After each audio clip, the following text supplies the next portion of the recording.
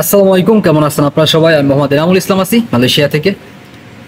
আপনাদেরকে আজকে গুরুত্বপূর্ণ একটা তথ্য এবং নিউজ দেওয়ার চেষ্টা করব। যারা এই মুহূর্তে মালয়েশিয়াতে আছেন, কাজ কাম পাচ্ছেন না, কাজ কাম কম অথবা কোম্পানিতে কাজ কাম কম, আপনারা যারা কলিং বিষয়ে আছেন, বিশেষ করে সাপ্লাই কোম্পানিতে, আপনারা ভাবতেছেন যে আমার কোম্পানিতে কাজ কাম নাই, আমি অন্য ফ্যাক্টরিতে কাজ কাম করব অথবা অন্য জায়গায় কাজ কাম করব।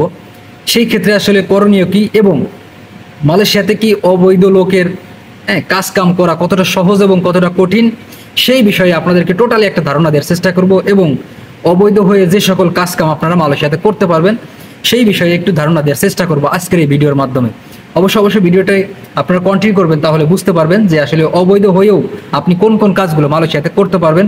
এবং আপনি ভাবতেছেন যে আমি অবৈধ হয়ে যাব, সেই ক্ষেত্রে আসলে করণীয় কি, অথবা কোম্পানিতে কাজ কাম নাই, সেই ক্ষেত্রে আসলে করণীয় কি, একটু শর্টলি এবং সংক্ষেপে আপনাদেরকে বোঝানোর চেষ্টা করব এবং উত্তর দেওয়ার চেষ্টা করব। তা চলুন শুরু করা যাক। ফার্স্ট অফ অল, অনেকেই কিন্তু মালয়েশিয়াতে আছেন 2023 সালে, আপনার কোম্পানিতে কাজ কাম নাই, আপনি ভাবতেছেন অন্য জায়গায় চলে যাব।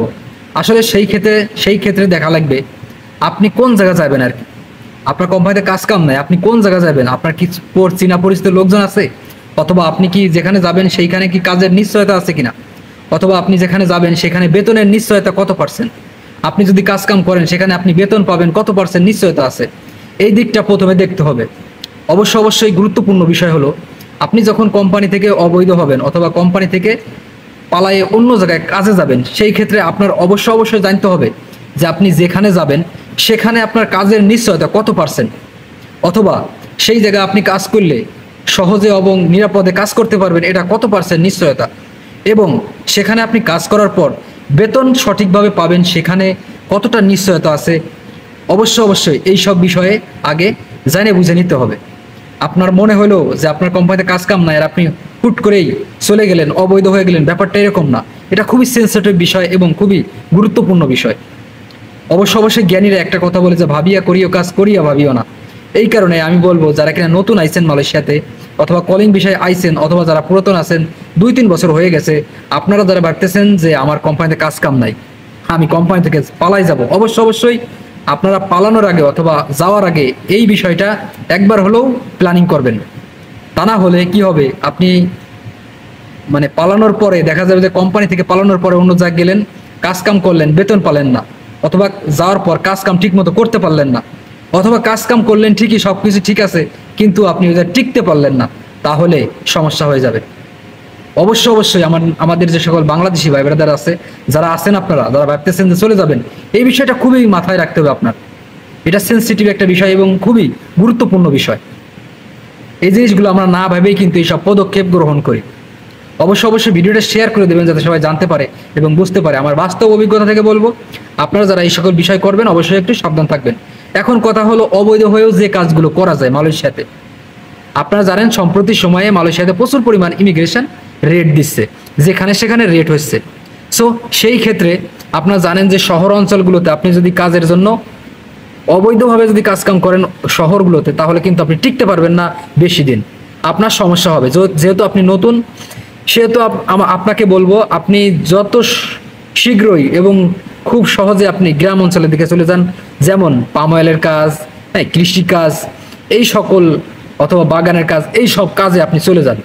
যদি আপনি মালয়েশিয়াতে অবৈধভাবে টাকায় উপার্জন করতে চান এবং অবৈধভাবে থেকে উপার্জন করতে চান, তাহলে আপনার অবশ্যই শহর অঞ্চল ত্যাগ করা লাগবে। কারণ শহর অঞ্চলে যে কোনো সময় আপনি গ্রেপ্তার হইতে পারেন। কারণ আপনারা দেখতেছেন সম্প্রতি সময়ে শহর অঞ্চলে এগুলো প্রচুর পরিমাণ কিন্তু রেট দিচ্ছে, মেন পয়েন্টে রেট দিচ্ছে।